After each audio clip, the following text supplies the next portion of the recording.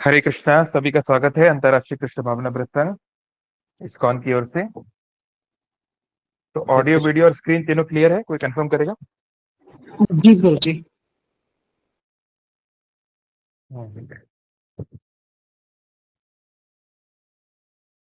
तो जैसा कि आप लोग जानते हैं, इस सैटरडे को है बलराम पूर्णिमा, रक्षाबंधन के दिन भगवान बलराम जी का आविर्भाव हुआ था, उनका जन्म हुआ था। तो आज हम बलराम तत्व के बारे में थोड़ा पढ़ेंगे, थोड़ा सा उनका हिस्ट्री, थोड़ा उनका प्रिंसिपल, उनका सिद्धांत, और फिर कुछ उनकी लीलाएं और उससे हमें क्या लेसन मिलते हैं। स्पेशली धेनुकासुर जो डोंकी डिमन था, और प्रलंबासुर, इन दोनों के वध से क्या सीखने को मिलता है स्पेशली। ओके, तो हम लोग ये देखेंगे भागवतम के 10th कैंटो के श्लोक से, जहाँ पे गर्गाचार्य ने उनका नाम बलराम क्यों रखा, वहां से हम शुरू करेंगे। ठीक है। ओम नमो भगवते वासुदेवाय। ओम नमो भगवते वासुदेवाय। ओम नमो भगवते वासुदेवाय। नारायणं नमस्कृत्य नरं चैव नरोत्तमं देवीं सरस्वतीं व्यासं ततो जयमुदीरयेत्। नष्टप्रायेषु भद्रेषु नित्यं भागवत सेवया भगवती उत्तम श्लोके भक्तिर्भवती नैष्टिकी। मुखं करोति वाचालं पङ्गुं लङ्घायते गिरिं यत्कृपा तवहं वन्दे श्रीगुरो दीनतारिणम्। नमां विष्णुपदाय कृष्णपृष्ठाय भूतले श्रीमते भक्ति वेदांत स्वामिन इति नामिने। नमस्ते सारस्वती देवे गौरवाणी प्रचारिणे निर्विशेष शून्यवादी पाश्चात्य देश तारिणे। वाञ्छा कल्पतरुभ्यश्च कृपा सिंधु भैव च पतितानां पावनेभ्यो वैष्णवेभ्यो नमो नमः। श्री कृष्ण चैतन्य प्रभु नित्यानंद, श्री अद्वैत गदाधर शिवासादि गौर भक्त वृंद। हरे कृष्ण कृष्ण कृष्ण हरे हरे, हरे राम राम राम हरे हरे। श्रीमद् भक्ति शाम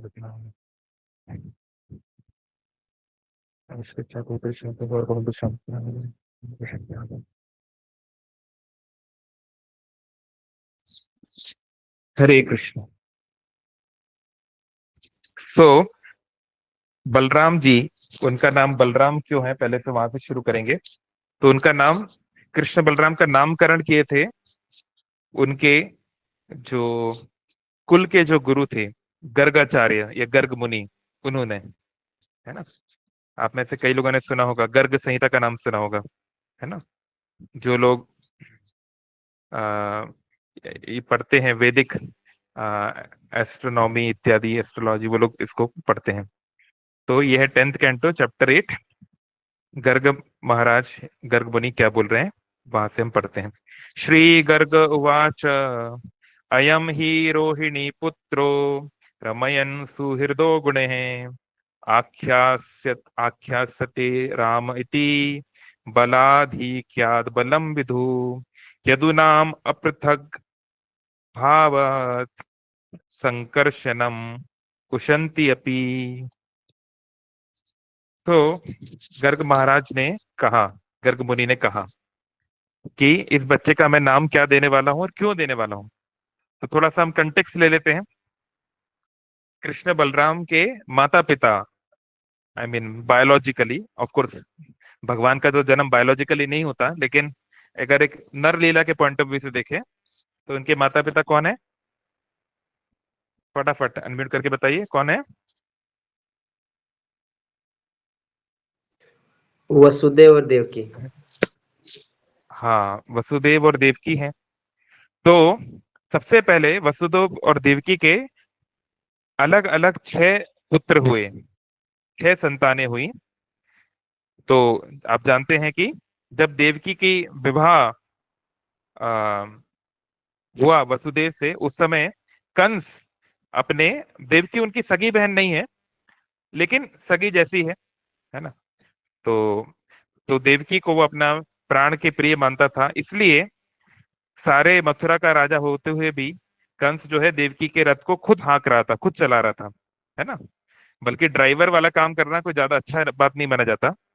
क्षत्रियों में कोई बहुत बड़ी अच्छी बात नहीं मानी जाती, लेकिन वो अपनी प्रिय बहन के लिए कर रहा था। तो तब आकाशवाणी होती है कि जिसके लिए तू ये कर रहा है, उसी का होने वाला पुत्र तेरी मृत्यु का कारण बनेगा, है ना। उसी का आठवां पुत्र तेरी मृत्यु का कारण बनेगा। तो तब कंस जो है देवकी को मारना चाहता है, तलवार निकाल लेता है। तो उस समय वसुदेव उनको समझाते हैं कि ये तो तुम्हारी बहन है, ये तो एक स्त्री है, ये तुम, इससे तुम्हें खतरा नहीं है, है ना। बहुत कुछ समझाते हैं, फिर अल्टीमेटली समझाते हैं कि देखो, तुम्हें खतरा इसके पुत्र से है ना, तो मैं तुम्हें ये वादा करता हूं कि जब भी हमारा पुत्र होगा जन्म, मैं उसको तुम्हें लाके दे दूंगा। और कंस को वसुदेव पे भरोसा था कि हाँ, रघुकुल रीत सदा चली जाए, प्राण जाए पर वचन न जाए। अगर वसुदेव ने बोला है कि उनकी संतान होगी तो वो मुझे लाके देगा, मतलब देगा, वो झूठ नहीं बोलेगा। कंस को पूरा यकीन था वसुदेव पर, तो उन्होंने उनको जाने दिया। तो शुरू में कंस और देवकी को जेल में नहीं रखा गया था, शुरू में वो अपने महल में थे। लेकिन फिर कंस के जो सलाहकार लोग हैं, कहते ना, a man is known by his company, जैसा करे संग वैसा चढ़े रंग। तो वो लोग और कंस को भड़काने लगे, अरे तुम कहाँ उनको वहां महल में रखे हो, कहीं भाग गए तो, कुछ छुपा के कुछ साजिश कर दी तो बोले ठीक है, बात तो सही है।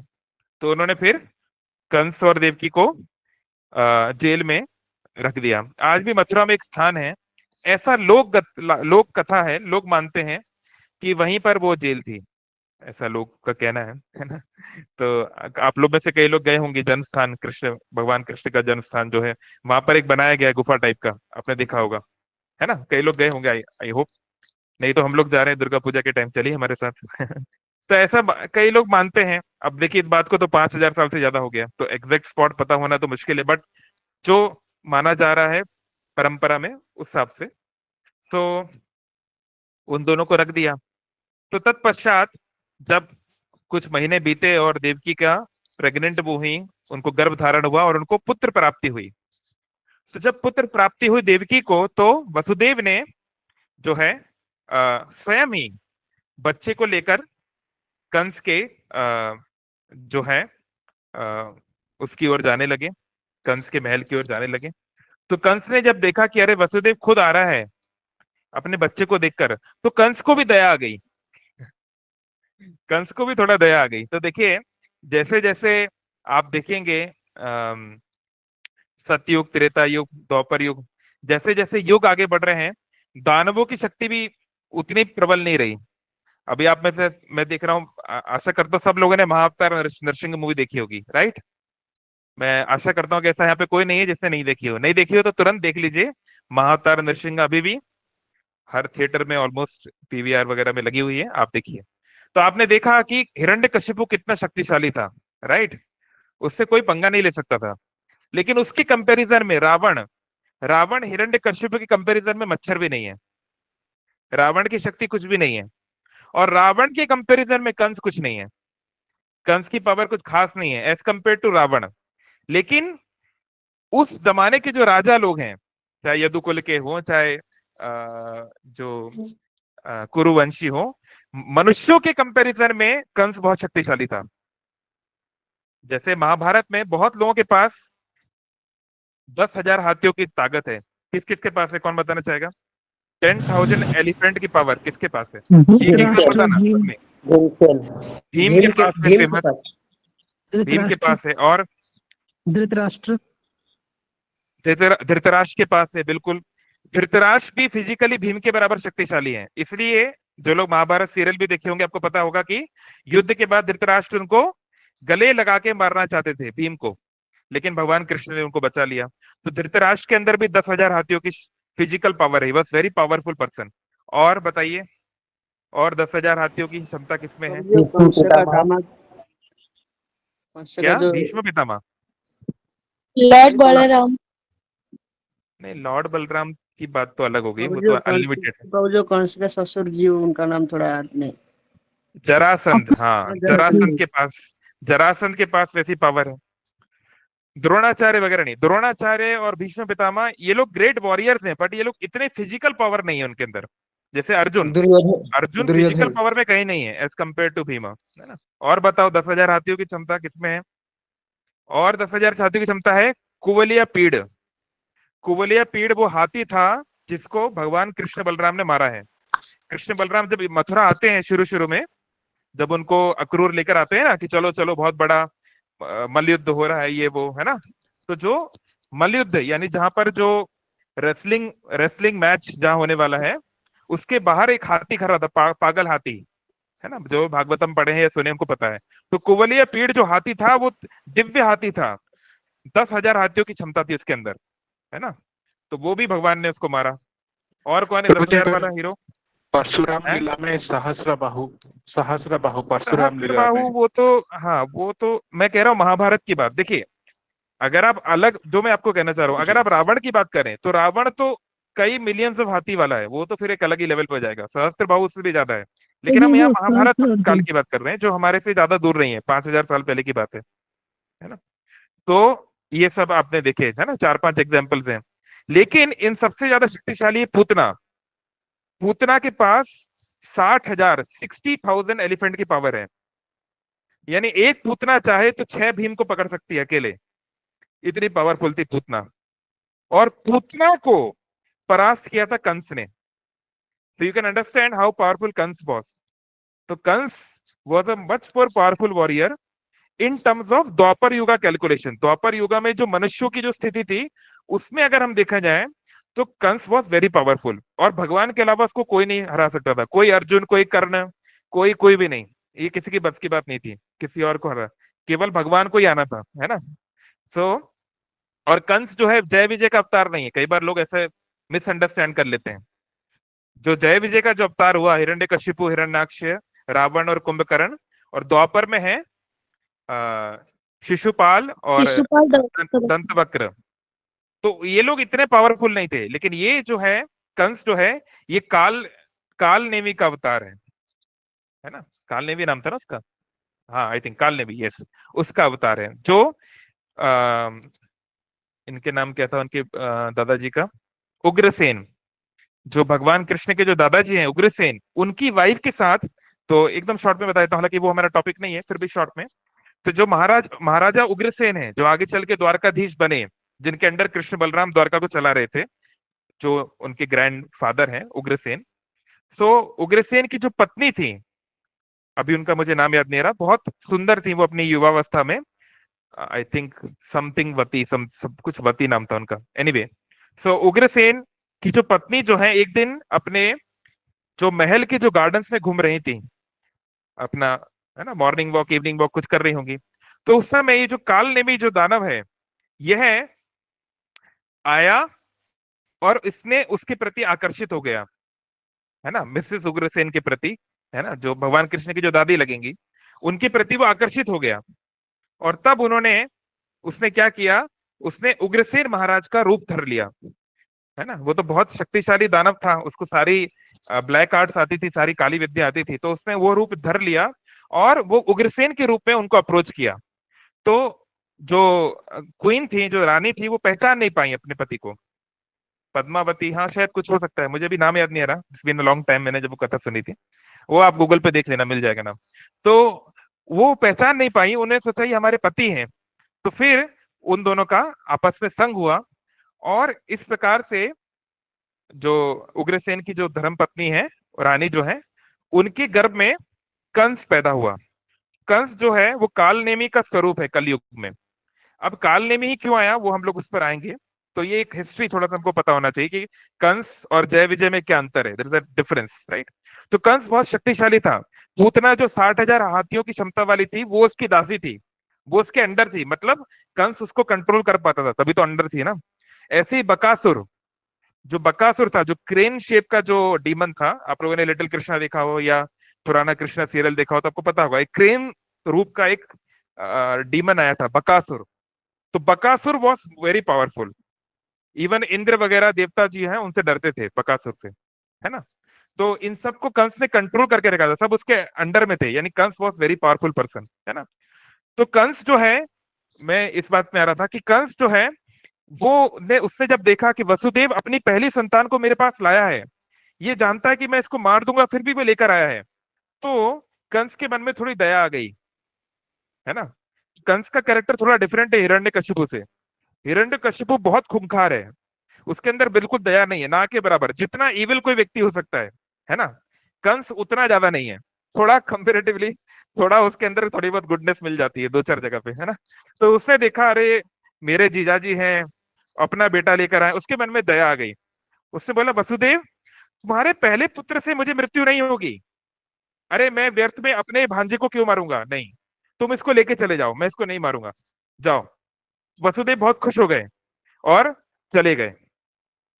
तो फिर नारद मुनि वहां पर आते हैं कुछ समय के बाद, और नारद मुनि अपने हाथ में, ये बात भागवत पुराण में नहीं है पर अन्य पुराणों में है, अन्य जगहों पर है। अगर आपने वो मूवी देखी हो, कृष्णा और कंस, लिटिल कृष्णा और कृष्णा और कंस, ये दोनों मूवी आपको देखना चाहिए, क्योंकि दोनों की स्टोरी इस्कॉन के द्वारा बोनाफाइड है, इस्कॉन के द्वारा प्रमाणिक है। तो कृष्णा और कंस मूवी जिन्होंने देखा होगा, उन्होंने ये सीन देखा है कि नारद मुनि वहां पर आते हैं एक लोटस लेकर, और लोटस के अंदर बहुत सारे पेटल्स होते हैं, पंखुड़ियां होती है ना, एक लोटस में बहुत सारी पंखुड़ियां होती हैं। तो वो जो लोटस था उसमें 8 पंखुड़ियां थी, 8 पेटल्स थे। और फिर वो क्या बोलते हैं, किसने देखी है मूवी, फटाफट बताओ अनम्यूट करके। क्या क्या दिखाते हैं वो, क्या दिखाते हैं वो नारद मुनि कंस को, उस लोटस से क्या सिखाना प्रभु जी चाहते हैं?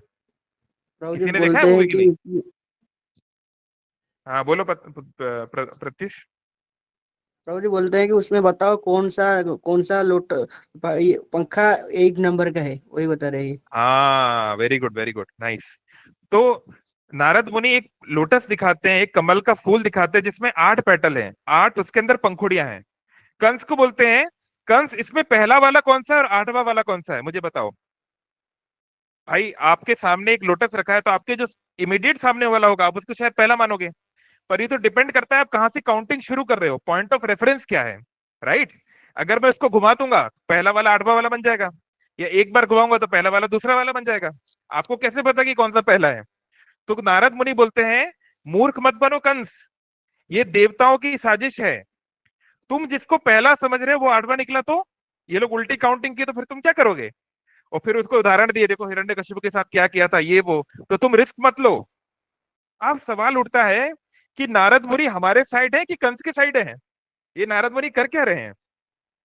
भाई वो तो भगवान के साइड होना चाहिए, उनके माता पिता वसुदेव देवकी के साथ होना चाहिए, बल्कि नारद मुनि इनडायरेक्टली भगवान कृष्ण के बड़े भाइयों की मृत्यु का कारण बन गए। तो ऐसा नारद मुनि ने क्यों किया? भाई नारद मुनि तो शुद्ध भक्त हैं, वो तो गलती नहीं कर सकते, है ना, उनकी चेतना तो अति पवित्र, पूर्ण पवित्र है। तो ऐसा वो क्यों किए, छोटे बच्चों को क्यों मरवा दिए नारद मुनि इनडायरेक्टली, ऐसा क्यों किए बताओ? कोई बता दो। हालांकि अर्थ ये भी बिकॉज उस मूवी में है वो आई जो थिंक। 6 भाई थे उनके पहले हाँ वो पूर्व जन्म में कुछ पाप किए होंगे, उसका प्रारब्ध भोगने के लिए। हाँ, तो चलिए अभी देखिए महाअवतार नरसिंह का एक ऐसा पार्ट जो उस मूवी में नहीं है, वो आपको बताते हैं। तो देखिए, महाअवतार नरसिंह आपने देखा, तो पहले हिरण्याक्ष का वध होता है। हिरण्याक्ष, उसको जो छोटा भाई है उसको बराहदेव मार देते हैं।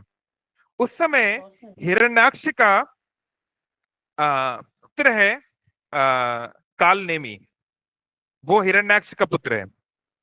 और यस, और हिरण और कालनेमी के 6 संतानें हैं, उसकी 6 पुत्र हैं, है ना। उनके कुछ कुछ नाम हैं, वो मुझे याद नहीं आ रहे, you can search about them. तो वो उनको बोलते हैं वैसे षट गर्भ बोलते हैं, है ना, द 6 वूम्स, ये बोला जाता है षट गर्भ। तो क्या हुआ, जब हिरण्याक्ष की मृत्यु हो गई, भगवान विष्णु ने वराह रूप में उसको मार दिया, तो ये जो 6 पोते हैं, हिरण्याक्ष के जो पोते हैं, ग्रैंडसन, ये लोग जो हैं ये विष्णु के भक्त थे। ये छोटे बच्चे थे पर ये विष्णु के भक्त थे। तो ये लोग जो हैं ये भगवान विष्णु की भक्ति कर रहे हैं, उनकी जय जयकार कर रहे हैं। तो हो सकता है कि देखिए ये क्या है, भगवान की ये जो लीला है, नृसिंह लीला, वराह लीला, ये हर कल्प में होती है, ये हर सतयुग में होती रहती है, तो ये रिपीट होती है। तो हो सकता है कि इस बार ना हुआ हो, पिछली बार हुआ, मतलब कभी ना कभी किसी ना किसी कल्प में ये हुआ है ना। तो तो क्या हुआ, तो हिरण्यकशिपु जब देखता है कि ये नालायकों को देखो, जिनके दादाजी को विष्णु ने मारा उसी विष्णु का नाम ले रहे हैं, तो बहुत गुस्सा करता है। तो वो कहता है कि तुम लोग जो हो हमारे असुर कुल में, हमारे दैत्य कुल में रहने के लायक नहीं, तो मैं तुमको श्राप देता हूं कि तुम्हारा खुद का पिता तुम्हें मारेगा, तुम्हारे खुद का पिता तुम्हारा मृत्यु का कारण बनेगा। है ना। तो क्योंकि उन 6 को मरना था अपने पिता से, और उनके पिता कालनेमी अब कंस रूप में आए हैं, इसलिए भगवान कृष्ण के जो बड़े 6 भाई हुए, भगवान कृष्ण बलराम के जो 6 बड़े भाई हुए, देवकी के जो पहले जो 6 पुत्र हुए जिनको षटगर्भ हम बोलते हैं, उन्हें अपने ही पूर्व जन्म के पिता कालनेमी या अभी कंस के हाथों मरना पड़ा। और नारद मुनि क्यों मरवाना चाहते हैं, या देवतागण, इंद्र आदि देवतागण क्यों मरवाना चाहते हैं? क्योंकि अगर ये 6 बच्चे जल्दी नहीं मरेंगे तो राम और कृष्ण यानी बलराम और कृष्ण का जन्म कैसे होगा? भाई आप लोग भी समझते हैं कि अगर बच्चे छोटा होता है, और ये वेदिक स्क्रिप्चर में भी है, जब कोई पत्नी गर्भवती है तो उस समय सेक्सुअल यूनियन नहीं करना चाहिए, है ना। ऐसा नहीं कि गृहस्थ आश्रम में कोई कुछ भी किया जा रहा है, बहुत सारे नियम कायदे होते हैं। गर्भदान संस्कार में 50 माला जप करके करना है, मिलन करना है। अगर पत्नी प्रेग्नेंट है तो पति को चाहिए कि वो पत्नी के साथ जो है सेक्सुअल यूनियन ना करे, बच्चे को प्रोग्रेस होने दे। पूरा वो जो है पत्नी को कोई मशीन की तरह यूज नहीं करना है। तो बहुत सारे नियम कायदे होते हैं धर्मशास्त्रों में। तो अगर बच्चे छोटे होंगे, छोटा बच्चा है, तो माँ को उसके साथ रहना पड़ेगा। जिन लोग के छोटे बच्चे वो जानते हैं, रात रात भर बच्चे सोते नहीं है, दोनों माँ बाप को सोने नहीं देंगे, तो वो लोग क्या आगे बढ़ेंगे, राइट। फैमिली प्लानिंग आगे नहीं हो पाएगी। तो चाहते थे देवी देवता गण की जल्दी जल्दी कृष्ण बलराम का जन्म हो, इसलिए बच्चों को रास्ते से हटाना जरूरी था, है ना। तो एक बहुत बड़े कॉज के लिए, जब तक कंस जैसा व्यक्ति इस दुनिया में रहेगा, वो एक एक दिन में हजारों हजारों लोगों की मृत्यु का कारण बनेगा। तो एक बहुत बड़े कॉज के लिए करना पड़ता है ना, ऐसे। और दूसरा उसका एक रीजन भी है जो मैंने बताया कि कंस के जो है अपने ही बच्चों को कंस को मारना है, जो पुराने जन्म में उसके बच्चे थे। तो there is a reason for everything, right. तो तो इसलिए अगर इस दुनिया में कभी आपके अपने लोग आपको धोखा दें, आपके खुद के परिवार के लोग, खुद के गर्लफ्रेंड बॉयफ्रेंड पति पत्नी को धोखा दे, तो याद रखना इस व्यक्ति ने के साथ हमारा पुराना कुछ नाता है, कुछ हिसाब किताब देना बचा होगा। इसलिए भगवान अब जो है भाग्य विधाता ब्रह्मा जी जो है ये सब करवा रहे हैं हमसे, है ना। एनीवे तो इस कारण से कंस ने फिर उस बच्चे को, उनको दोबारा देवकी और वसुदेव को जो है बंदी बनवा लिया, और एक एक करके सारे बच्चों को मारने लगा बहुत क्रूरता के साथ। ऐसा बताया जाता है कि वहां पर एक वॉल थी, एक दीवार थी, और बच्चे को देखो, बच्चे को मारना भी है तो कई और तरीके हो सकते हैं, लाइक, है ना, कुछ सिंपल डेथ दी जा सकती है, लेकिन बहुत क्रूरता के साथ जो है उसको वॉल पे मार मार के जो है सर फोड़ फोड़ के मारा उन बच्चों को, ऐसे। तो ऐसे करके करके 6 बच्चे मर गए। तो जब 7वां बच्चा हुआ, अभी 7वां बच्चा है हमारे बलराम, भगवान बलराम जी, है ना। तो इनके केस में क्या हुआ, इसको हम रोहिणी पुत्र क्यों बोलते हैं, रोहिणी नंदन क्यों बोलते हैं, तो ये थोड़ा समझना है। बलराम जी एक्चुअली पुत्र हैं देवकी के।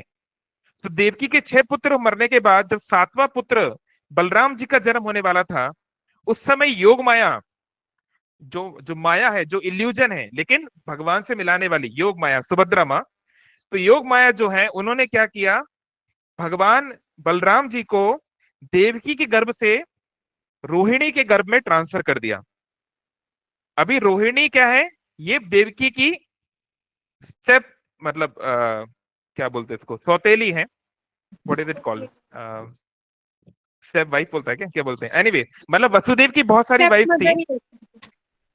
हाँ सॉरी, स्टेप मदर ही होगा, यस।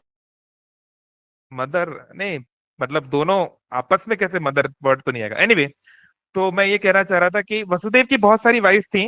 देखिए बड़े बड़े राजा महाराजाओं में ऐसा होता था, उसके कई कारण है, हम लोग कभी डिस्कस करेंगे। तो जब कंस का सत्ता बढ़ने लगी, जब उग्रसेन को उन्होंने गिरफ्तार कर लिया कंस ने, और उसका राज मजबूत होने लगा, उस समय वसुदेव ने अपने अलग अलग पत्नियों को अलग अलग स्थान पे, सुरक्षित स्थानों पे भेज दिया।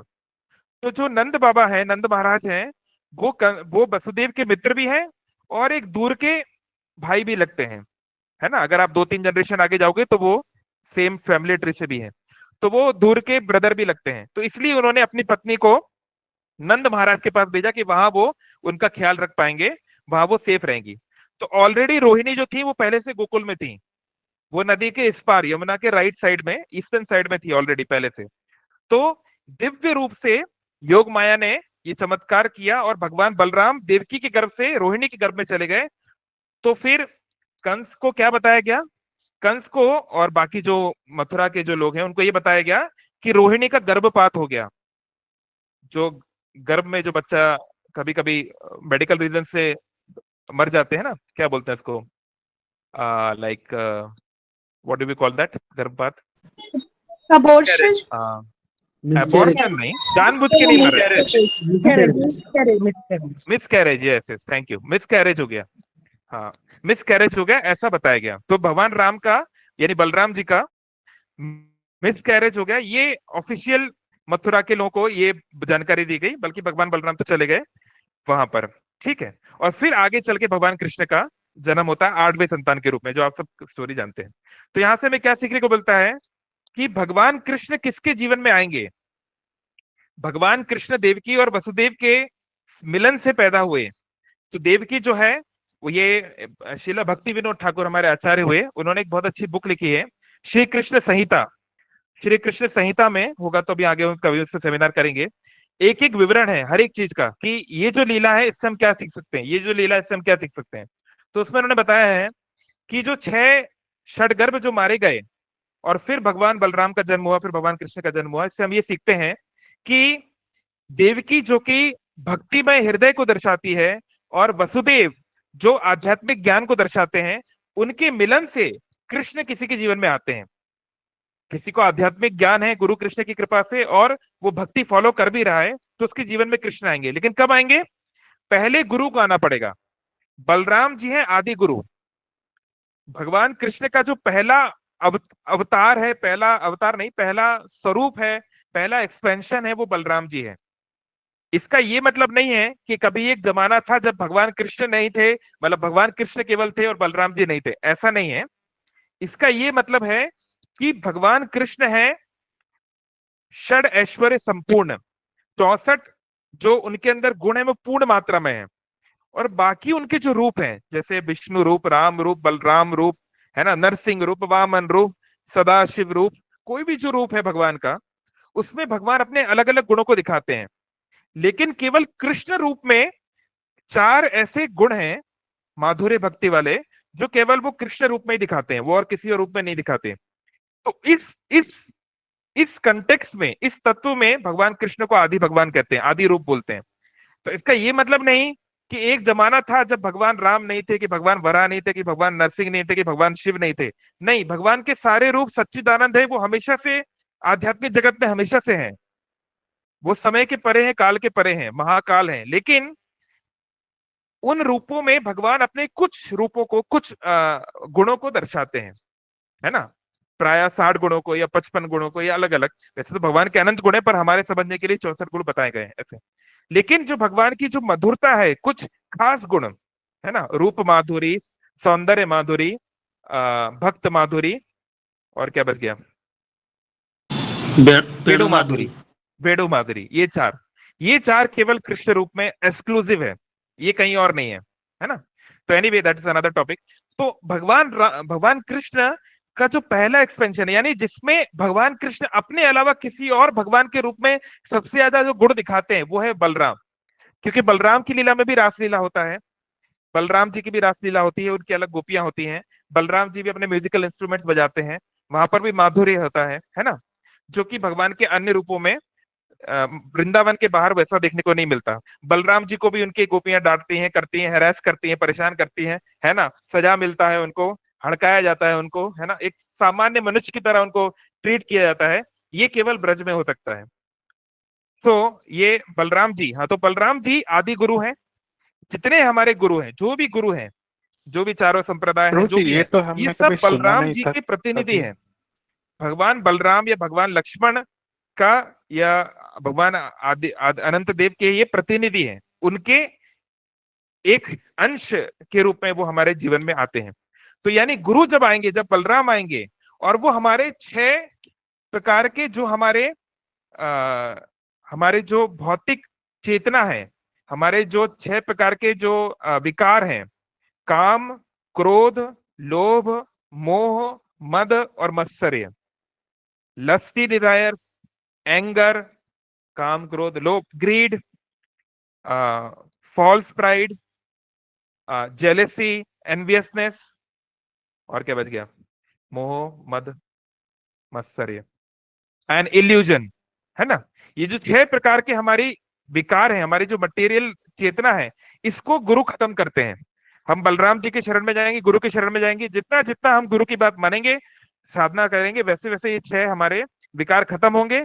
जब ये 6 पूरी तरह खत्म होंगे, तब भगवान कृष्ण पूर्ण रूप से हमें दर्शन देंगे या हमारे जीवन में प्रकट होंगे, है ना। तो ये कृष्ण संहिता में बताया गया है। तो इस प्रकार से भगवान कृष्ण का उस समय जन्म हुआ। So let's now quickly go ahead. तो बलराम जी की बहुत सारी लीलाएं आप लोग जानते हैं, इस श्लोक में बताया जा रहा है। तो पहले बताया जा रहा है राम। तो यहाँ पर भगवान बलराम जी के 2 नाम बताए गए, पहले राम, दूसरा बल। तो राम शब्द का क्या अर्थ है, ये तो हम बहुत बार डिस्कस कर चुके हैं, कोई फटाफट बताना चाहेगा? राम रम्यतीति शब्द का क्या राम। अर्थ है? जी रम्यतीति राम। हाँ, या अगर फुल डेफिनेशन है तो रमनते योगिनो अनंते वाला श्लोक है ना। जो आनंद देता है, जिससे आराम आता है, वो राम है। शॉर्टकट हिंदी में याद रखना हो तो, है ना। जिनसे आनंद मिले, आनंद के जो स्रोत हैं, सोर्स है ना। तो भगवान बलराम जी से ही सारा आनंद है। संसार में जो भी आनंद है वो बलराम जी के थ्रू ही है। और बल, बल मतलब स्ट्रेंथ, शक्ति। तो ये स्पिरिचुअल बल की यहाँ बात हो रही है। स्पिरिचुअल स्ट्रेंथ से ही स्पिरिचुअल हैप्पीनेस आती है। जिसकी स्पिरिचुअल स्ट्रेंथ ज्यादा है, जिसका मन जितना कंट्रोल में है, इंद्रिय जितनी कंट्रोल में है, वो उतने खुशी में रहेगा, राइट। तो इसलिए बलराम यानी the source of spiritual strength and happiness. और उनका एक और नाम है शंकरशन, है ना। इसलिए भगवान शिव का एक नाम पड़ गया शंकर, है ना। भगवान शंकर को भी जो आकर्षित करे, है ना। और आकर्षित करने वाला यहाँ पर ये भी बताया गया कि जो दोनों परिवारों को, यानी नंद महाराज के कुल को और वृष्णि कुल को, वसुदेव के कुल को जो मिलाएगा, जो आकर्षित करवाएगा, मिलाएगा, वो है बलराम। तो ये इस श्लोक में बताया गया है। वैसे तो बलराम जी का है ही, है ना। तो नाउ लेट्स मूव क्विकली। ये एक जिन जिनको ये पीडीएफ चाहिए हो बलराम पूर्णिमा वाली, मेरे पास है, या इस्कॉन डिजायर से भी आप डाउनलोड कर सकते हैं, मुझसे आप ले लीजिएगा। ये गौर गोविंद महाराज जी के गोपाल जी पब्लिकेशन से है। इसके अलावा भी और भी कई सारे, मतलब there are many many things which you can study about Balaram, right. So और जो मुख्य चीज मैं बताना चाहता हूं, तो बलराम जी का थोड़ा हमने तत्व देखा कि he is the first expansion of Lord Krishna, he is the आदि गुरु। तो एक उन्होंने जो असुर को मारा, उसका नाम है धेनुकासुर। क्योंकि भगवान कृष्ण ने प्राय सभी असुरों को मारा है, बलराम जी ने ज्यादा कोई असुर को नहीं मारा, है ना। लेकिन बलराम जी ने 2 प्रमुख असुरों को मारा है वृंदावन के अंदर, है ना। एक है धेनुकासुर और दूसरा है प्रलंबासुर, है ना। तो हम लोग थोड़ा सा यहाँ धेनुकासुर की बात करेंगे। कहाँ चला गया धेनुकासुर, किधर गया भाई, एक मिनट। एनीवे पहले पता नहीं पेज में पिक्चर था। को पे।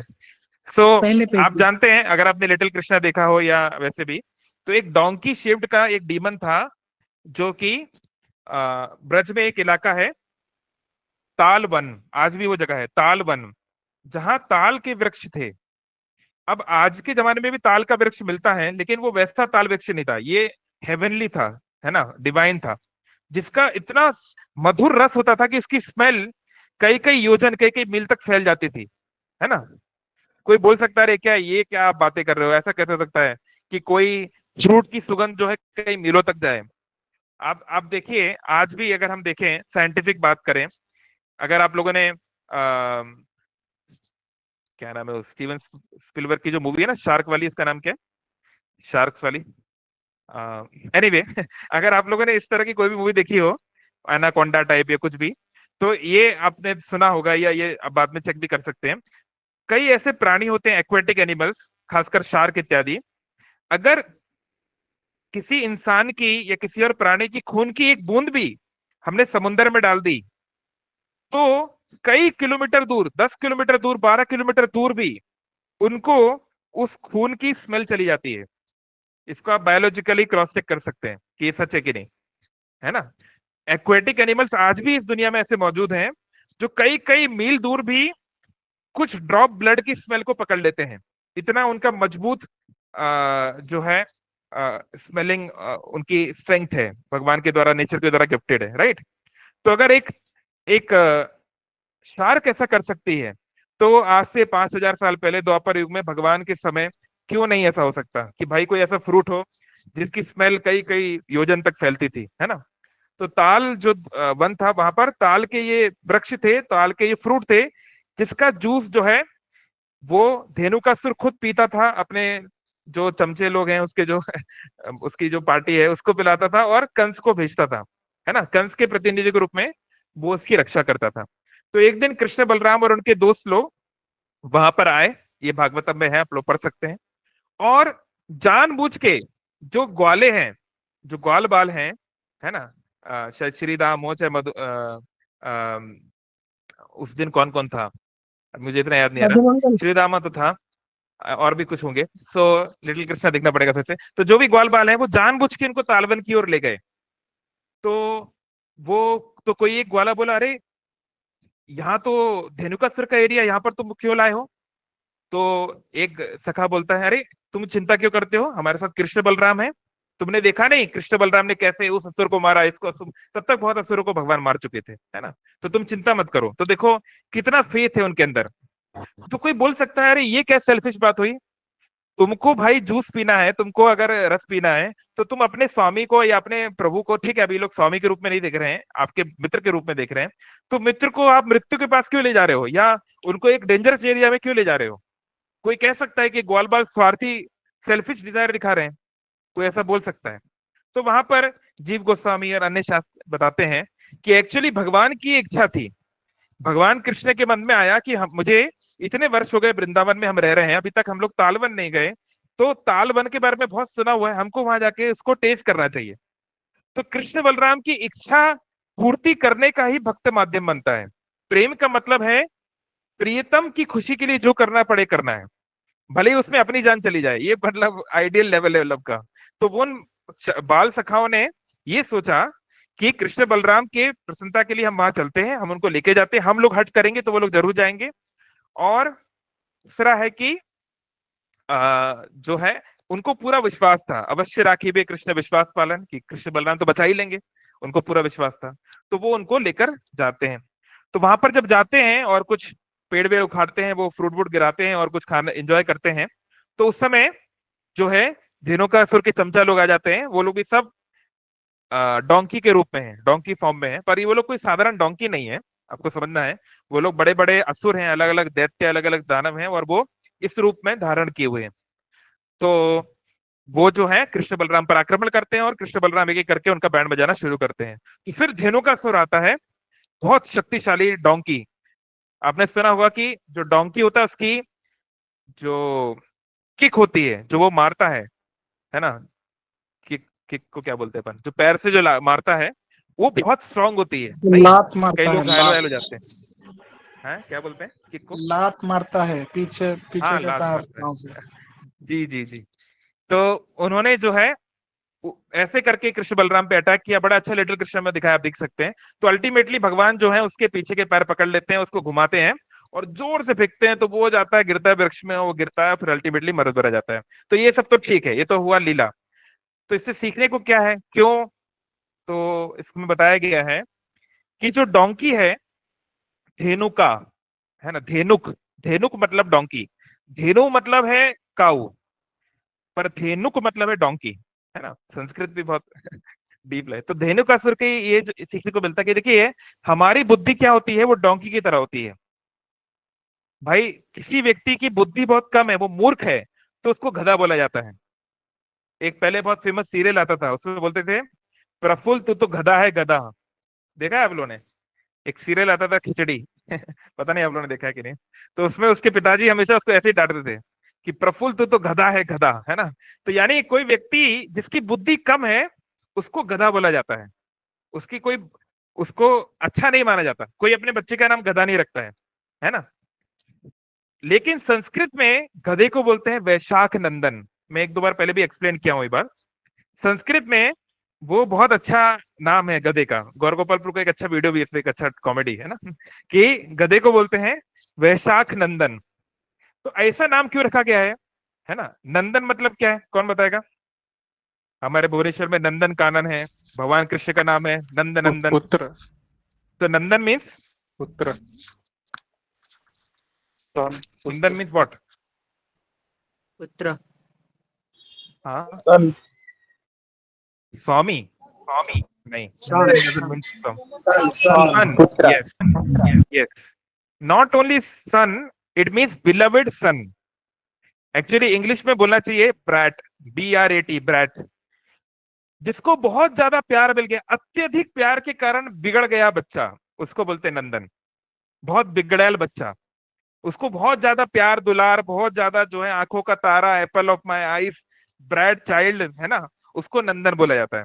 बहुत जिसको माँ बाप ने प्यार से रखा उसको नंदन बोलते हैं। इसलिए भगवान कृष्ण का नाम है नंदन।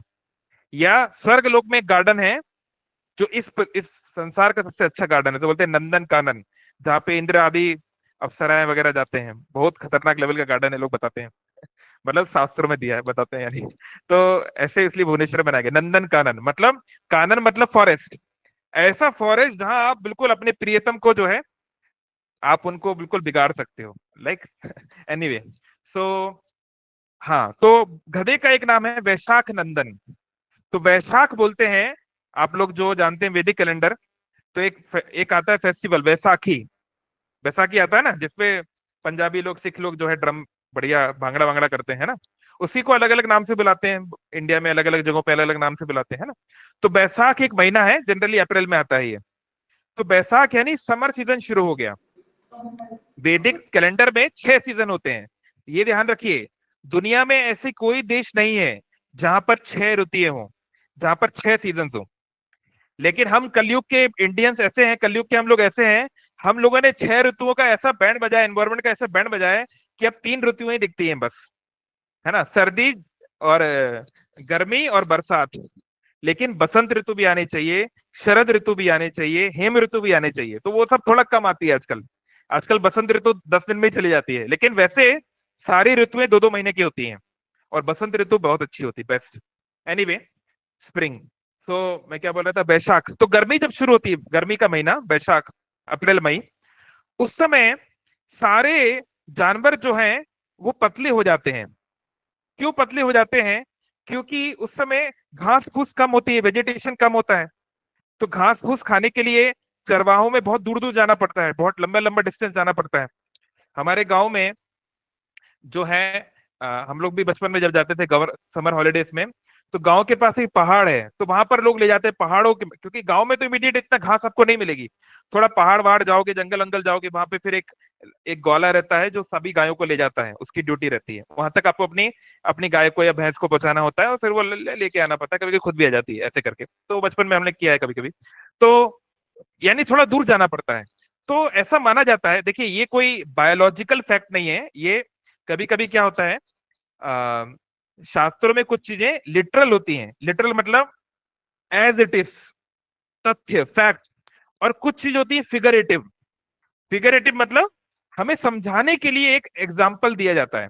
जैसे बताया गया भागवतम में, जब इंसान की मृत्यु होती है तो उसको इतनी तकलीफ होती है, इतना दर्द होता है कि मान लो कितने 80,000 कितने हजार में भूल गया, 25,000 बिच्छू काट रहे हो। अब इसको लिटरली नहीं लेना है कि भाई हाँ 1,000 बिच्छू काटेंगे तो इतना दर्द होगा, 25,000 काटेंगे तो इतना दर्द होगा। ये फिगरेटिव है, मतलब बहुत बहुत दर्द होता है आदमी को जब वो मरता है। तो फिजिकल पेन होता है वो तो अलग बात है, लेकिन अपने प्रियतम सब एक साथ छूट जाएंगे, उनका दर्द होता है ऐसे। तो ऐसे ये जो वैशाख नंदन वाली चीज है, ये फिगरेटिव चीज बताई गई है ना। इसको लेकर अब लड़ाई करने की आवश्यकता नहीं है। लेकिन कुछ चीजें लिटरल होती है, जैसे 84 लाख योनि, 84 लाख योनि लिटरल है, उसमें एक कम ज्यादा नहीं होगा, है ना। एनीवे, सो मैं बोल रहा था वैशाख नंदन का। तो ऐसे माना जाता है वैदिक काव्य में, वैदिक कविताओं में, कि जो अन्य जानवर होते हैं बेचारे, वो गर्मियों में पतले हो जाते हैं क्योंकि घास फूस उतना मिलता नहीं, और सर्दियों में वो मोटे हो जाते हैं। सर्दियों में मोटे हो जाते हैं क्यों? क्योंकि सर्दियों में तो जो है, बरसात में सर्दियों में आसानी से घास फूस मिल जाती है, पानी है, आराम से मिल जाता है। तो बरसात में और सर्दियों में वो मोटे रहते हैं, हष्ट पुष्ट रहते हैं, राइट। आपने देखा होगा पोलार बियर, पोलार बियर जो हाइबरनेशन में जाता है 6 महीने के लिए, सर्दियों के टाइम पर बढ़िया खा पी के मोटा हो जाता है, वो बस वो तो फिर चलता रहता है उसका, राइट। तो लेकिन गधे के साथ उल्टा है। गधे का क्या है, कहते हैं कि मन चंगा तो जग चंगा। अगर मन से व्यक्ति खुश है तो वो जो खाता है वो उसके पेट, उसके शरीर को लगता है। मतलब वो हष्ट पुष्ट होता है। लेकिन अगर कोई व्यक्ति बहुत दुखी है, बहुत डिप्रेशन में है, बहुत परेशान है, वो खाएगा भी तो वो बॉडी में नहीं लगेगा, है ना, वो पतला ही रह जाएगा। तो ये जो गधा है, ये क्या करता है, ये सर्दियों के समय, बरसात के समय, जब ये खाना खाने जाता है, जब घास खाने जाता है, तो थोड़ी, क्योंकि घास तो हर जगह पर है, तो यहाँ घास खाया, वहां घास खाया, थोड़ी देर के बाद वो थक जाता है। कितनी घास खाएगा, एक लिमिट होती है ना आदमी की, और जानवर की भी लिमिट होती है। तो थोड़ी देर के बाद वो थक जाता है, तो पीछे मुड़ के देखता है मैंने कितनी घास खाई, तो ज्यादा दूर पे नहीं जा पाता, अपने जहां से शुरू किया था वहां से थोड़ी दूर, 100 मीटर 200 मीटर पे आके उसका पेट भर जाता है। तो ये देखकर जो है गधा, वो दुखी हो जाता है, अरे मैं तो इतनी सी दूर आ पाया हूं, यानी मैं ज्यादा नहीं खा पाया, लगता है मेरी तबीयत ठीक नहीं है, लगता है मेरा पेट ठीक नहीं है। तो वो दुखी हो जाता है। तो दुखी होने के कारण ज्यादा नहीं खा पाता, है ना, इसलिए वो ज्यादा मोटा नहीं होता है। बाकी बाकी सारे जानवर सर्दियों में मोटे हो जाते हैं, पर वो मोटा नहीं होता। लेकिन गर्मियों के टाइम क्या होता है, गर्मियों के टाइम सारे जानवर बेचारे ज्यादा दूर नहीं जा रहे, वो तो थोड़े पतले हो गए। लेकिन ये गधा जो है, इतना ज्यादा सेंस ग्रेटिफिकेशन में व्यस्त है, इतना ज्यादा खाने पीने में उसकी इच्छा रहती है, कि घास घास घास करते करते बहुत दूर चला जाता है, कई किलोमीटर। तो फाइनली जब उसका पेट भरता है, तो पीछे मुड़ के देखता है कि मैं कितनी दूर आया, तो देखता है अरे मैं तो बहुत दूर आ गया हूँ, कई किलोमीटर आ गया हूँ। खुश हो जाता है, अरे वाह, आज मैंने बहुत लंबी वॉक की है, मैंने बहुत सारा खाया है, मेरा हेल्थ अच्छी है ना। जिसको हम लोग बोलते हैं साइंस की भाषा में या मेडिसिन की भाषा में प्लेसिबो इफेक्ट। प्लेसिबो इफेक्ट आप डॉक्टर से पूछ सकते हैं कैसे काम करता है, कि कोई व्यक्ति है, उसको कुछ खास बीमारी नहीं है, लेकिन कई लोग होते हैं ना, नहीं डॉक्टर साहब डॉक्टर के पास जाओ, कुछ भी हो तो डॉक्टर के पास जाओ। तो उनको डॉक्टर समझाते कि बेटा तुमको जरूरत नहीं है दवाई की, तुम बस अपनी लाइफस्टाइल ठीक करो, ठीक हो जाओगे। बोले नहीं नहीं नहीं, आप तो कुछ दवाई लिख कर दो, हम दवाई ही खाएंगे। तो डॉक्टर क्या करते हैं, वो उसको ऐसी कैप्सूल लिख के देते हैं जिसके अंदर केवल फिलर होता है, उसके अंदर जो है मेडिसिन ज्यादा नहीं होती या नहीं होती, केवल फिलर होते हैं, कुछ कार्बोहाइड्रेट होगा, विटामिन विटामिन ये सब होगा, पर कोई मेडिसिन नहीं होगी उस। तो ऐसी कैप्सूल उसको देते हैं। तो वो जो पेशेंट है, वो उस कैप्सूल को खाता है ये सोच के कि इसमें मेडिसिन है, और क्योंकि वो मन से खुश है कि हाँ मैं मेडिसिन खा रहा हूँ, मैं सकारात्मक हूं, मैं ठीक हो जाऊंगा, ये उसके अंदर पॉजिटिविटी है, इसलिए वो जल्दी ठीक हो जाता है। हालांकि इसमें मेडिसिन थी नहीं, था वो सिंपल कार्बोहाइड्रेट या कुछ और बेसिक चीजें। तो इसको बोलते हैं प्लेसिबो इफेक्ट, है ना, जो हम लोग साइंस में भी करते हैं आज के जमाने में। तो ऐसे ही वो जो गधा है, जो डोंकी है, उसकी बुद्धि ऐसी होती है कि वो गर्मियों को बहुत प्यार करता है। हाँ, गर्मियों का मौसम अच्छा है, क्यों, क्योंकि मैं खूब खाता हूँ, खूब खुश रहता हूँ, खूब चलता फिरता हूँ, इसलिए एक नाम पड़ गया गधे का, वैशाख नंदन, जो गर्मियों को बहुत प्रिय है। ये गर्मियों को बहुत दुलाला दुलाला जिसका माना जाता है जानवर, ऐसे। तो ये हमारे लिए कैसे लागू होता है, कि हमारी बुद्धि भी जो है गधे की तरह है। भाई घास की कोई कमी नहीं है, घास सारी दुनिया में है, लेकिन थोड़ी सी घास के लिए हम धोबी की गुलामी करते हैं।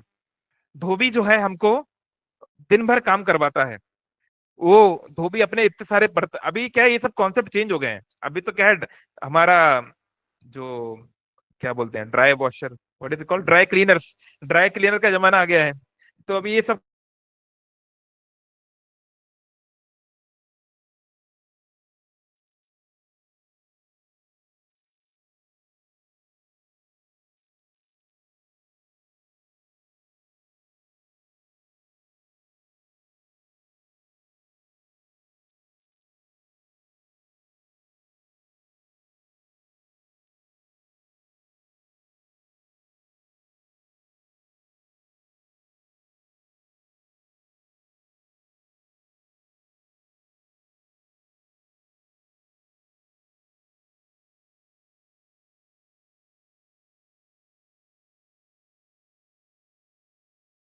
ना, उसके पीछे जो घूमता रहता है। तो कभी कभी फीमेल डोंकी जो है परेशान होकर उसको किक मारती है ना। अब किसी ने देखा हो तो उसको समझ में आया, नहीं तो इमेजिन कर लो। तो वो उसको किक मारती है, तो जो किक मारती है तो उसके मुंह पे लग जाता है। लेकिन अब व्यक्ति को समझना चाहिए, अरे भाई इस व्यक्ति से मुझे दुख मिल रहा है, ये मुझे लात मार रही है, अभी मैं इससे दूर रहता हूँ। लेकिन डोंकी इतना ज्यादा लष्टी होता है, इतना पागल हो जाता है उसमें, इतना मूर्ख होता है, 1 मिनट 2 मिनट के बाद फिर उसके पास पहुंच जाता है, फिर वो लात मारती है, फिर वो जाएगा, फिर ऐसे कितनी बार लात खाता है ना। लात खा खा के, किस लिए, थोड़े से सुख के लिए जो है अपने शरीर का बैंड बजा रहा है। तो ये हमारी भी चेतना है। हम लोग ये सोचते हैं कि जब तक हम इस संसार में बहुत मेहनत नहीं करेंगे, बहुत कुछ ताड़ फाड़ नहीं कर देंगे, दुनिया को एक तरफ नहीं कर देंगे, तब तक हम जिंदा नहीं रह पाएंगे। नो डाउट ये संसार एक स्ट्रगल है और इसमें रहने के लिए बहुत मेहनत करनी पड़ती है, लेकिन कहीं संसार की मेहनत में ऐसे ना खो जाओ कि अपने लिए, अपने परिवार के लिए, अपनी हेल्थ के लिए और अपने भगवान के लिए, भक्ति के लिए टाइम ही ना मिले। इतना गधे की तरह काम मत करो कि जो पैसा आप कमा रहे हो उसी का आप ही सदुपयोग ना कर पाओ, भगवान के भजन के लिए समय ना मिले, अपने परिवार के लिए समय ना मिले, अपने हेल्थ के लिए समय ना मिले, तो उस पैसे का करोगे क्या?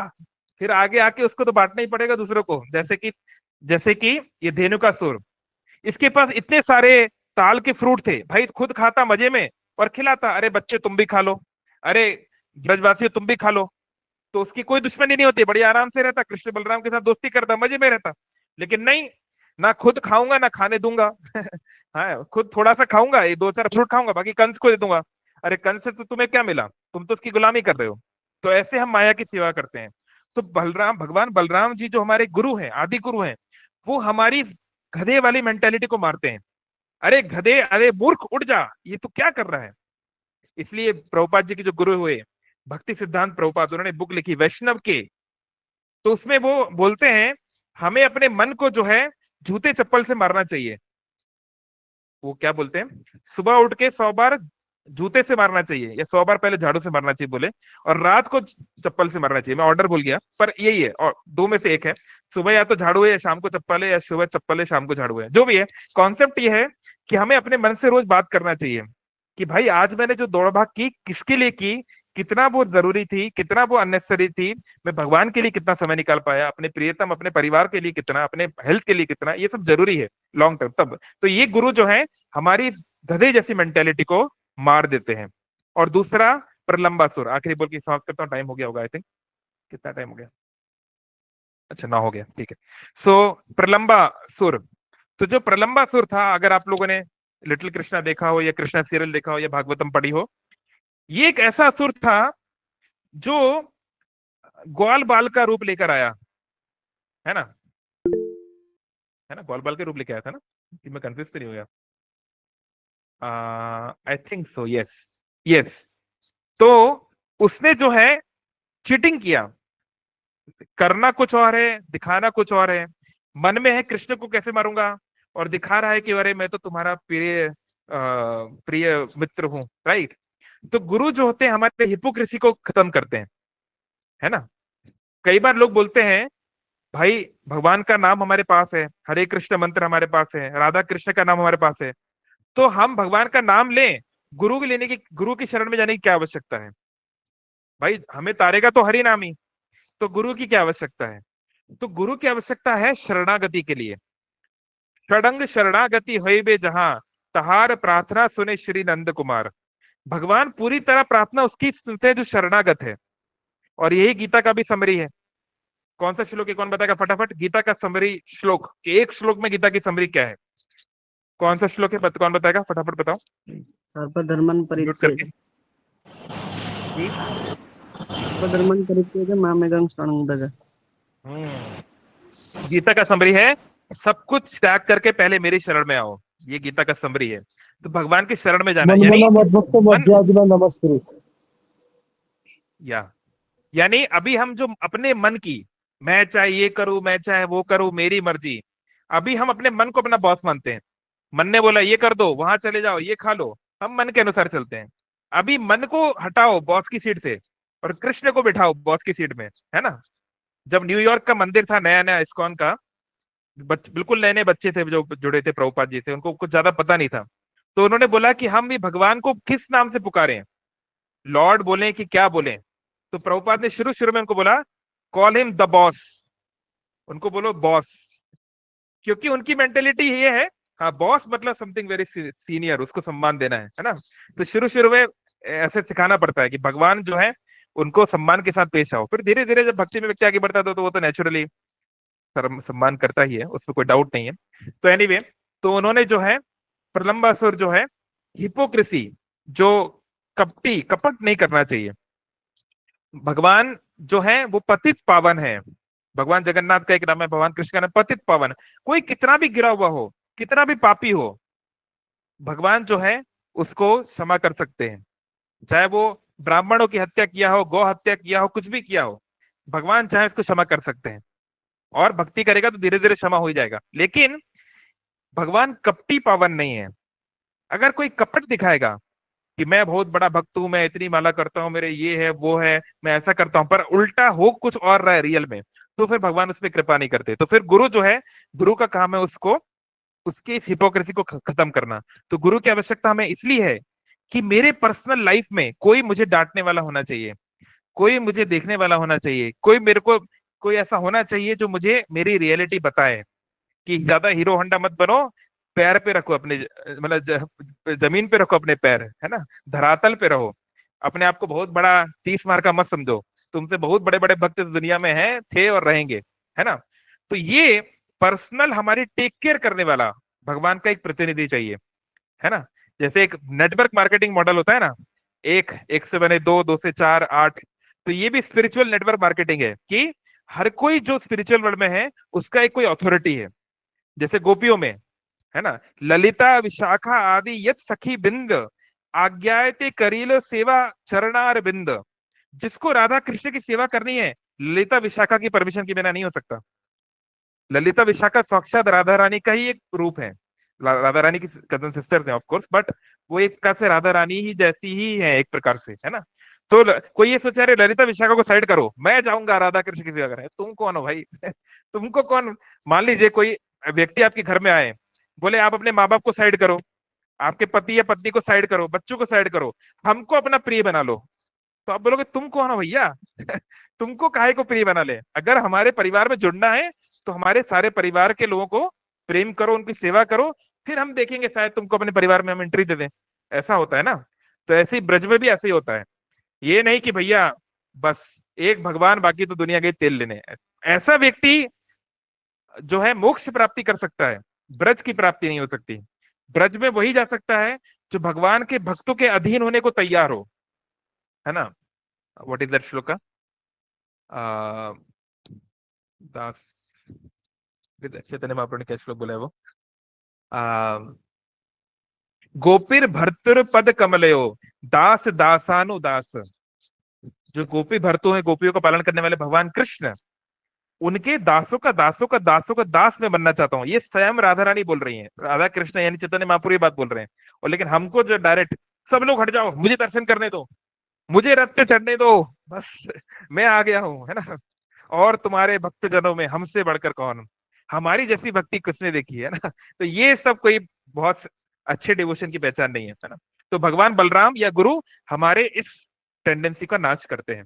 इसलिए जीवन में गुरु होना बहुत जरूरी है, ताकि हमारी प्रोग्रेस हो सके और हमारा गारंटी लेने वाला कोई हो। कोई राधा कृष्ण को बोल सके, हाँ मैं इस व्यक्ति की गारंटी लेता हूं, आप इसको सेवा में लगाइए, उनकी गारंटी पे हमको लिया जाएगा। जैसे प्रभुपाद, प्रभुपाद अपने गुरु महाराज के दास हैं, उनके गुरु महाराज उनके गुरु महाराज के दास हैं। प्रभुपाद अपने गुरु के परमिशन के बिना कुछ नहीं कर सकते। ऐसे नहीं है कि वो इंडिपेंडेंटली करेंगे, नहीं, वो उनके गुरु के दास हैं, वो उनके गुरु के दास हैं। ऐसे हमारे जो गौड़िया वैष्णव है सभी रूप गोस्वामी के दास हैं, सब रूप गोस्वामी रूपानुगा है। रूप गोस्वामी साक्षात मंजरी है, साक्षात गोपियों के अंडर वो सेवा करते हैं, है ना। यानी साक्षात ललिता विशाखा देवी और अल्टीमेटली राधा कृष्ण के अंडर करते हैं। तो ये सिस्टम है और इसी सिस्टम के तहत हमको चलना है। ठीक है, चलिए तो टाइम हो गया। तो हम सबसे आपसे निवेदन है, इस सैटरडे को 9 तारीख को रक्षाबंधन के दिन भगवान बलराम जी का आविर्भाव है। बलराम जी का जन्म दिन में हुआ था, दोपहर में हुआ था। तो एटलीस्ट दोपहर 12 बजे तक फास्टिंग करें। हमारे भुवनेश्वर में, क्योंकि हमारा ये बलराम क्षेत्र है, यहाँ पर थोड़ा कैलकुलेशन अलग है, तो कोई शाम तक करना चाहे तो कर सकता है, लेकिन वैसे एटलीस्ट आफ्टरनून तक तो करना ही है। और क्योंकि रक्षाबंधन है तो मैं समझता हूँ सब लोग अपने अपनी बहनों से राखी बनवाएंगे, और राखी बनवाते समय मिठाई खानी पड़ती है। तो इसलिए अगर हो सके तो 12 बजे के बाद बनवाइए, या 12 के पहले बनवा रहे हैं तो फ्रूट व्रूट खा के राखी बनवा लीजिए। तो 12 बजे तक फास्टिंग करें, है ना। और 12 बजे भगवान बलराम, अगर हो सके कोई इस्कॉन मंदिर आप जा सके, आसपास कोई और बलराम जी का मंदिर हो वहां जाइए, अभिषेक में आप पार्टिसिपेट कीजिए। और अभिषेक देखने के बाद 12:15 या 12:30 पे अपना प्रसाद ले सकते हैं। नॉर्मल प्रसाद भी ले सकते हैं, अन्य प्रसाद भी ले सकते हैं। किसी को और हायर लेवल का फास्ट करना है तो दिन भर अनुकल्प प्रसाद या एकादशी प्रसाद ही दिन भर खाए और अगले दिन अन्न ले तो और भी अच्छा है, लेकिन कंपलसरी नहीं है, प्रभुपाद जी ने कंपलसरी नहीं किया है। तो आपके अपने अपने स्टैंडर्ड के आधार पे, है ना। और फिर रक्षाबंधन बढ़ाए, बढ़िया। जो माताएं हैं उनको तो बड़ा अच्छा दिन है और जो प्रभु है उन लोग के लिए भी अच्छा दिन है, नो डाउट। तो जो है अपना गिफ्ट ले दे जो करना है, और फिर अपना पाए, ठीक है। तो बहुत बहुत धन्यवाद। हरे कृष्ण।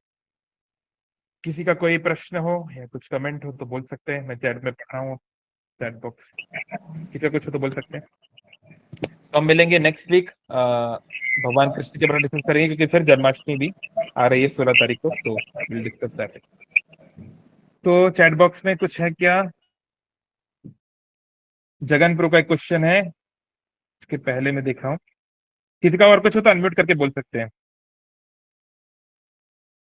सूरज Prabhu movie, what's the name of the book? Name of the book of what? जो बुक मैं आपके साथ शेयर कर रहा हूँ, ये आप को इस्कॉन डिजायर ट्री पे ई बुक सेक्शन पे मिल जाएगी, बलराम पूर्णिमा वाली। ना मिले तो मुझे बताना, मैं आपको लिंक भेज दूंगा। फिर नीलोत्पला माता जी क्या, अच्छा ये गीता का वर्ष। बुक का नाम बताइए जिसमें हाँ अच्छा, मन के बारे में बोल रहे हैं, उसका नाम है वैष्णव के। भक्ति सिद्धांत प्रभुपाद जी जिस बोल रहे थे, उसका नाम है वैष्णव के। हमारे इस्कॉन के आचार्य श्रीला जय पताका महाराज ने बहुत अच्छी उस पर कॉमेंट्री भी लिखी है। तो आप जय पताका महाराज की बुक ले सकते हो, उसमें भक्ति सिद्धांत प्रभुपाद के जो वर्सेस हैं वैष्णव के उनका ट्रांसलेशन और उनका परपोर्ट्स भी जय पताका महाराज ने दिया है, तो आप चाहे तो उसको पढ़ सकते हैं। और फिर क्या था?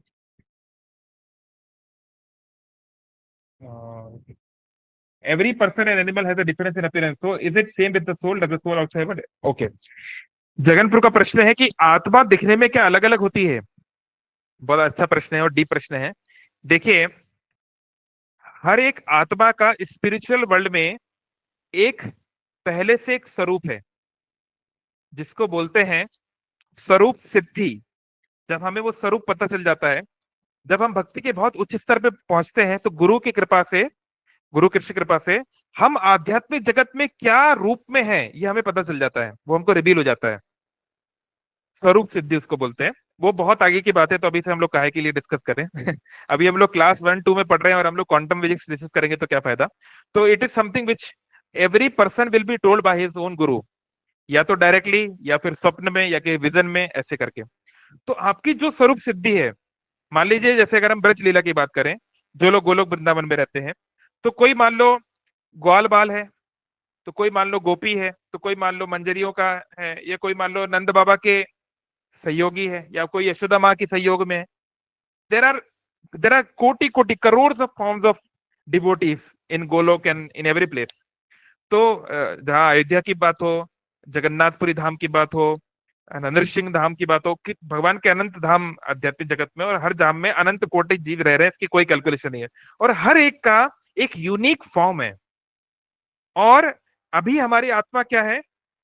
हमारी आत्मा का स्वरूप तो अभी हम नहीं देख पा रहे हैं, है ना, सच्चिदानंद रूपाय, लेकिन हम उसको देख नहीं पाते, तो हम तो अपने शरीर को देखते हैं। तो आज मैं मनुष्य शरीर में हूं, तो मेरा एक सर्टेन टाइप ऑफ बॉडी है, उसमें भी बचपन में अलग था, अभी अलग है, बुढ़ापे में अलग होगा, राइट। और अगर कल को कुछ और बन गया तो कुछ और हो जाएगा, राइट। लेकिन आत्मा जब सिद्ध हो जाती है, जब परफेक्ट हो जाती है, जब वो लिबरेट हो जाती है, तो स्पिरिचुअल वर्ल्ड में उसका जो सेवा है, वो आत्मा किसी भी फॉर्म एंड साइज को ले सकती है। एक्चुअली सोल भी उसके अंदर, क्योंकि वो पार्ट ऑफ सुपर सोल है, soul can take any size, any shape, any appearance. तो जैसा योग माया का वहां पे प्रावधान रहेगा, योग माया डायरेक्टर होती है। डायरेक्टर ने बोला शाहरुख खान गंजे हो जाओ, तो शाहरुख खान गंजा हो जाएगा। डायरेक्टर ने बोला नहीं शाहरुख खान दाढ़ी बना लो, तो दाढ़ी बना लेगा। जो डायरेक्टर बोले वो करना होता है। तो योग माया के हाथ में है ये, कि वो आपको क्या क्या वो देंगे। तो these are very high topics, कि हमको क्या देंगे, हमें क्या पता, हमको क्या चाहिए वही देंगे कि नहीं तो these are very exotic topics. लेकिन कुल मिला के बात ये, आप चिंता मत करो। तो जो आपकी हृदय की इच्छा होगी, वही हिसाब से आपको वो फॉर्म वहां पर मिलेगा। और वो हृदय की इच्छा अभी पता नहीं चलेगी, वो बहुत भाव के स्तर पे पता चलती है, एटलीस्ट भक्ति के 8वें स्तर पे पता चलती है minimum. So it's a long long long long way to go. तो जब वहां पहुंचेंगे तो पता चल जाएगा। तो जो हमारा फॉर्म होगा, मान लो अगर मैं यशोदा माँ का असिस्टेंट हूं, मान लो मैं, तो मुझे एक सपोज 40-50 ईयर्स की एक स्त्री का फॉर्म मिल जाएगा, है ना। या मान लो मैं एक ग्वाल बाल हूं, तो ग्वाल, मान लो मैं एक बंदर हूं, है ना, ब्रज में बहुत सारे बंदर हैं, तो उस रूप मिल जाएगा। मान लो मैं उनका, जैसे राधा रानी का तोता है सुखदेव उनके तोते थे, और उनकी मैना भी है, मैना का नाम क्या है भूल गया मैं। तो मान लो मैं कोई तोता हूँ या मैं कोई मैना हूँ, तो मुझे वो रूप मिल जाएगा। मैं कोई गाय हूँ तो वैसा मिल जाएगा। तो soul can take any form. और जो भी ये आप पिक्चर देख रहे हैं, ये पिक्चर इस समय देखिए, यहाँ पे जो लोग भी आप देख रहे हैं, कृष्ण बलराम ग्वाल बाल, ये जो पेड़ देख रहे हैं, ये जो आप ये जो देख रहे हैं, जो भी कीड़ा मकोड़ा जो भी देख रहे हैं, हर कोई स्पिरिचुअल बॉडीड है वहां पे। उसको कोई बीमारी नहीं होती, वो कोई बूढ़ा नहीं होता, वो कोई मरता नहीं, और वो उस फॉर्म में ही खुश है। अब आप कोई बोलो, अरे यार कोई पक्षी बन के क्यों खुश है? कोई बोल सकता है, अरे भाई सुखदेव गोस्वामी पक्षी बन के क्यों खुश है? उनको तो कुछ बनना चाहिए, गोपी गोपी कुछ बनना चाहिए। हर एक व्यक्ति का भगवान से यूनिक टेस्ट है, यूनिक फ्लेवर है, वो आप डिक्टेट नहीं कर सकते। मान लो मैं आपको बोलूं, आपको स्ट्रॉबेरी आइसक्रीम क्यों पसंद है? आपको तो वनीला पसंद होनी चाहिए। अरे ये क्या बात हुई? कोई मुझे बोले, explain why you like strawberry, why strawberry is your favourite, या why blue colour is your favourite. अब इसका थोड़ी ना कोई रीजन होता है, भाई है तो है, अब इसमें कोई रीजन थोड़ी ना है। तो ऐसे ही ये सोल का स्वभाव है, और हर एक सोल का स्वभाव डिफरेंट है। सोचिए, मतलब ये कितनी बड़ी बात है, जब मेरे को पहली बार मैं सुना था, इतनी अनगिनत सोल है, हर एक सोल यूनिक है। मतलब आप जैसा सोल भौतिक और आध्यात्मिक जगत में कहीं पे भी नहीं है। कोई भी भगवान के साथ वो रिश्ता नहीं बना सकता जो आपका भगवान से है। इसलिए भगवान आपको मिस करते हैं, है ना भाई। हम लोग जब केंद्रीय विद्यालय में थे बचपन में, तो वहां पे एक प्रेयर गाई जाती थी, बेटे चाहे कितने भी हो सभी है माँ को प्यारे, ऐसे ही भारत माँ तुम, एक मिनट को, ऐसे ही कोई और है कि केंद्रीय विद्यालय वाला है, कि ऐसे ही हम भारत माँ तेरी आंख के तारे, है ना, नीले गगन में एक चांद है। हम लोग एक गाना गाते थे केंद्रीय विद्यालय में कि भारत माता के बहुत सारे संतान है, 140 करोड़ से ज्यादा संतान है, पर हर कोई भारत माँ का प्यारा है। तो ऐसे भगवान जो है, उसका हर एक सोल से एक यूनिक रिलेशन है, और वो उस सोल से वही फ्लेवर हो सकता है। तो कितने फ्लेवर भगवान ने बनाए हैं भाई। वैसे तो सोल बनाई नहीं जाती, सोल हमेशा से है, बट इट्स लाइक बियॉन्ड हमारे, जैसे वो महाअवतार में वो सीन नहीं है कि वो हिरण्यकशिपु बड़ा होता है, बड़ा होता है, बड़ा होता है, खूब बड़ा, सारे गैलेक्सी से बड़ा हो जाता है, फिर लेकिन भगवान विष्णु के हाथ में वो उंगली के समान है। ऐसे ही हमारे इसलिए इसे बोलते हैं अचिंत्य। ये हमारे चिंतन के बाहर है कि कैसे होता होगा, लेकिन वहां पर एक सिस्टम चलता है, वहां पर भी एक साइंस चलती है, और वो केवल रिवील हो सकती है। तो आप भगवान से प्रार्थना करें कि आपको रिवील कर दें। जितना थोड़ा बहुत मुझे पता था मैंने बोल दिया, ठीक है। सोल फिक्स्ड है या इन्फानाइट है? देखिए मैं आपको फिर बताना चाह रहा हूं, सोल कोई भी शेप एंड साइज ले सकती है। जैसे अगर सोल अगर सोल जो है मोक्ष पाना चाहती है, सायुज्य मुक्ति, प्राय जितने भी अधिकतर धर्मावली हैं वो मुक्ति चाहते हैं, कि भाई इस संसार में जितने भी फॉर्म्स हैं, जितने भी रिश्ते हैं, उनसे हमें दुख मिला, गर्लफ्रेंड से दुख मिला, बॉयफ्रेंड से दुख मिला, पति से, अब हमें कोई रिश्ता नहीं चाहिए, हमें शून्य में विलीन कर दो, हमें मोक्ष दे दो। तो जो मोक्ष में मिलना चाहते हैं, भगवान की ब्रह्म ज्योति में विलीन होना चाहते हैं, वो तो इन्फिनाइट बन गए ना, उनकी यूनिवर्सल कॉन्शियसनेस बन गई, वो तो समुद्र में पानी बन गए। हालांकि उसमें भी एक बात है कि वो इटरनली ऐसा नहीं कर पाएंगे, कभी ना कभी उनको बाहर आना पड़ेगा, पर बहुत लंबे समय तक वो ब्रह्म ज्योति में रहेंगे, अनंत काल तक। तो वो तो इन्फिनाइट बन गए, क्योंकि वो ज्योति का एक अंग बन गए। तो सोल इन्फिनाइट भी बन सकती है, और सोल इंडिविजुअल तो है ही हमेशा, लेकिन again it depends on the will of the infinite Lord, है ना। सोल इन्फिनाइट कॉन्शियसनेस में आ सकती है for the timing, but not for eternity. It has its individuality, हमेशा वो एक इंडिविजुअल बीइंग हमेशा रहती है। मैं ये कह रहा था साइज, जैसे हिरण्यकशिपु देखो कितना बड़ा बन गया, हिरण्यकशिपु जो था कितना बड़ा बन गया, उसमें दिखाया गया ना कितना गैलेक्सी वैलेक्सी बड़ा बन गया, राइट। तो एक शरीर इतना बड़ा जब हो सकता है, तो आत्मा क्यों नहीं हो सकती, स्पिरिचुअल बॉडी। लेकिन गुड न्यूज ये है कि चाहे गोलोक वृंदावन धाम हो, चाहे अयोध्या धाम हो, चाहे कोई भी जो धाम है स्पिरिचुअल वर्ल्ड में, वैकुंठ धाम हो, वहां पर इतना ज्यादा बड़ा बड़ा होने की जरूरत नहीं है, क्योंकि वहां पे आपको किसी हिरण्यकशिपु हिरण्याक्ष से लड़ना वड़ना नहीं है। वहां पे सब शुद्ध भक्त लोग रहते हैं, वहां पे कोई लड़ाई वड़ाई डिशम बिशम ये सब नहीं होता। जो लड़ाई होती है वो मस्ती मजाक वाली होती है, कृष्ण बलराम के लोग गुरु ग्वाल बाल आपस में लड़ते हैं, वो कुश्ती वुश्ती, पर वैसा वाला लड़ाई नहीं होता, ईविल वाला काम वहां पे नहीं है। तो इसलिए टेंशन मत लो, वहां पे बड़े होने की जरूरत नहीं है, छोटा बन के रहो, राधे राधे कहो। चलो लास्ट, क्योंकि अब टाइम हो गया। सूरजपुर का है, if soul never came from the spiritual world, is always known as Sarad Shakti, how is the form of spiritual world? I want to name out Sarup Siddhi Prabhu जी। तो ये काफी controversial और काफी एक डीप क्वेश्चन है कि soul मतलब आई किधर से, है ना। हाँ, जगन पिल्लू बिल्कुल सही बोल रहे हैं कि देखो, मैं जब एकदम नया था ना इस्कॉन में, तो मैं क्योंकि बहुत ज्यादा साइंस को मानने वाला और तर्क करने वाला व्यक्ति था, मैं कभी माला पकड़ लूंगा, हरि नाम कर लूंगा, ये तो मैंने कभी सोचा भी नहीं था, है ना। मैं सोचा भी था कि ये माला नहीं पकड़ूंगा नहीं तो इस्कॉन वाले बाबा बना देंगे, हुआ वही आगे चल के वो अलग बात है, लेकिन मेरी इच्छा वैसे नहीं थी। तो मैं शुरू शुरू में यही पूछता था, मेरे को जब ये लगा कि महाविष्णु, जब ये खासकर करोड़ोदक्षाई विष्णु, वो तो एक्चुअली सोचो, जो मूवी थी नरसिंगा, उसमें केवल गर्भोदक्षाई विष्णु का एक फॉर्म इनडायरेक्टली दिखाया गया।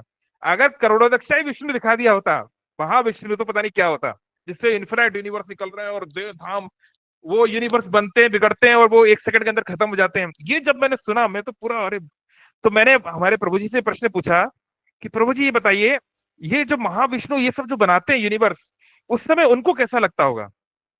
भाई संसार में आदमी एक छोटा सा एक साइंस का एक्सपेरिमेंट भी बनाता है, एक एक मोबाइल भी बनाता है, तो बहुत कुछ सोचता है ना, बहुत खुश होता है, या बहुत उसके मन में चिंतन करता है। सोचो जो भगवान इतने यूनिवर्स बना रहे होंगे, वो कैसे सोचते होंगे। तो प्रभु जी ने कहा कि देखो, मुझे तो इसका आंसर नहीं पता है, केवल भगवान ही इसका आंसर दे सकते हैं, जब भगवान से मिलोगे तो उनसे पूछ लेना। तो अभी तक तो भगवान नहीं मिले, अब मिल जाएंगे तो पूछ लेंगे। तो आई डोंट नो कि हाउ भगवान क्या सोचते हैं उस समय, ये हम हमारे जैसे इन्फिनाइटली स्मॉल जीव के लिए जान पाना तो पॉसिबल नहीं है। बाकी जो सूरजपुर का क्वेश्चन है, हम इस पे कभी एक अलग क्लास करेंगे। लेकिन स्पिरिचुअल एनर्जी का सोर्स तो स्पिरिचुअल वर्ल्ड ही हो सकता है। जो लोग ये भी कहते हैं कि सोल इटरनली यहाँ पे है, वो तो वैसे है, नित्य तो है ही, पर इटरनली में इटरनली नहीं है। हालांकि प्रभुपाद ने तो दूसरी तरीके से बताया गया है, उन्होंने बोला कि ना, some time we have come anyway. तो जो लोग ये भी कहते हैं कि हम लोग यहाँ पे थे, वो भी ये मानते हैं कि हम मटेरियल वर्ल्ड में जो बैकुंठ है, यानी कि क्षीर सागर, या जैसे कि ध्रुव तारा, ध्रुव लोक, या जो भी मटेरियल वर्ल्ड में बहुत सारे स्पिरिचुअल वर्ल्ड हैं, जगन्नाथपुरी धाम, वृंदावन धाम, थिंग्स लाइक दैट। तो वो भी ये कहते हैं कि हम एटलीस्ट यहां से तो आए हैं। तो जो ये भी कहते हैं कि हम लोग मटेरियल वर्ल्ड में ही थे और मटेरियल वर्ल्ड से ही आए हैं, उस सेंस में, वो भी एक थ्योरी जो लोग कहते हैं, वो भी ये लेकिन मानते हैं कि उसका सोर्स तो स्पिरिचुअल नेचर ही होगा। तो वो ये मानते हैं कि शिरोदक्ष कौन सा, हाँ, शिरोदक्षाई विष्णु, मिल्क ओशन वाले, वहां से आई सोल, मतलब दैट्स देयर अंडरस्टैंडिंग। बट ये एक बड़ा लंबा टॉपिक है, will try to see it some other day, ठीक है। Okay, thank you all very much. Hare Krishna Krishna Krishna Hare Hare, Hare Ram Ram Ram Hare Hare. Actually मेरे को ये बताना था आपको बलराम जी का प्रणाम मंत्र, मैं सोचा था सबको याद कराऊंगा, पर हम लोग तो नहीं है, तो इसको आखिर में बोल के समाप्त करते हैं। सब लोग इसको याद करिए। नमस्ते हलग्रह, नमस्ते मूषलायुधा, नमस्ते रेवती कांत, नमस्ते भक्त वत्सला, नमस्ते धरणीधरा, नमस्ते बलिनम श्रेष्ठ, प्रलंबारे नमस्ते स्तु पाहि मां कृष्ण पूर्वजा। है ना, तो भगवान कृष्ण के पूर्वज भगवान बलराम पे कृपा करें। सभी प्रणाम मंत्र याद कीजिए, और ज्यादा इंपॉर्टेंट सैटरडे को फास्टिंग कीजिए। Thank you. हरे कृष्णा। श्रील प्रभुपाद की जय।